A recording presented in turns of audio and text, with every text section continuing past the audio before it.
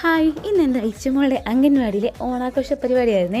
അപ്പം ഞങ്ങൾ രണ്ടുപേരും രാവിലെ തന്നെ ബ്രേക്ക്ഫാസ്റ്റൊക്കെ കഴിച്ചിട്ട് താന്നിമുട്ടിന്ന് കൽക്കുന്തലേക്ക് വന്നപാടെ ലഞ്ചൊക്കെ പ്രിപ്പയർ ചെയ്ത് ഞങ്ങൾ കുളിച്ച് റെഡിയായിട്ട് പൂക്കളൊക്കെ എടുത്തും ബാഗിൽ വെച്ചു. പിന്നെ ചിപ്സൊക്കെ എടുത്തുകൊണ്ട് ഞങ്ങൾ ഇറങ്ങിയേ. താമസിച്ചു പോയി ഓൾറെഡി.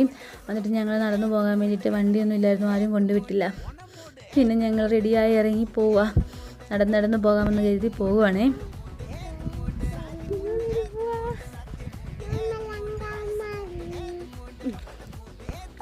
അങ്ങനെ ഞങ്ങൾ നടന്ന് സ്റ്റെപ്പെല്ലാം കയറി കുറേ ഞാൻ എടുത്തു, കുറച്ച് അവിടെ നടന്നു.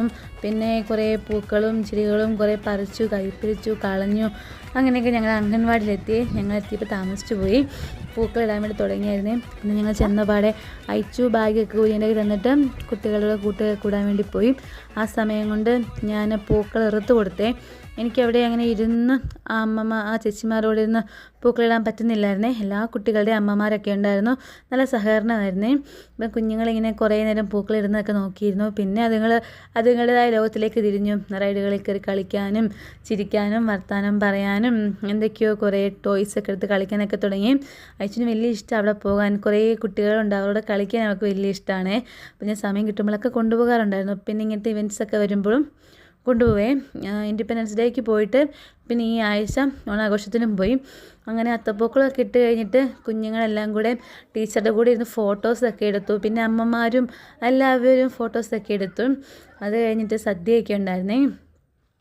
നമ്മളെല്ലാ വീടുകളിൽ നിന്ന് കൊണ്ടുപോയ ഭക്ഷണങ്ങൾ ഓരോ വീട്ടിൽ നിന്നും ഓരോരുത്തർ ഓരോ ഡിഷസ് കൊണ്ടുവന്ന് അങ്ങനെ എല്ലാവരും കൂടെ ആകുമ്പം നല്ലൊരു സദ്യ പായസമൊക്കെ ഉണ്ടായിരുന്നു.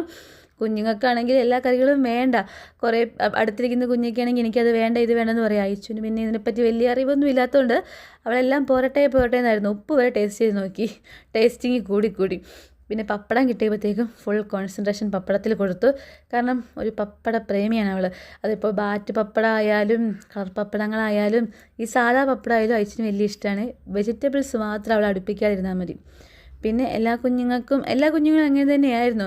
ആരും തന്നെ വെജിറ്റബിൾസ് ഒന്നും കഴിക്കാൻ വേണ്ടി എല്ലാവരും മടുപ്പായിരുന്നു. ചിപ്സും ശർക്കര വരട്ടി എല്ലാവരും കഴിച്ചു. അയച്ചിന് പിന്നെ ശർക്കര വരട്ടി ഒത്തിരി ഇഷ്ടമില്ലാത്തതുകൊണ്ട് അവൾ ആ ഭാഗത്തേക്ക് നോക്കിയില്ല, ചിപ്സൊക്കെ കഴിച്ചേ.